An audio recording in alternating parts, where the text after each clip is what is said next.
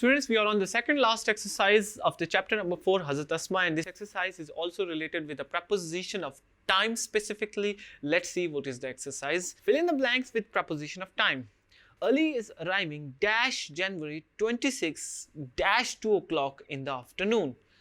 So here we are having a date, January 26.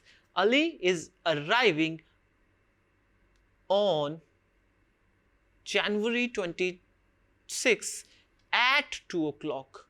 Saqib is leaving on Friday at noon. Asher has started for his film in 1995. I met Shaheen at 9 a.m. Doctor will see a lazy in the evening. Sobia has her birthday on September 11.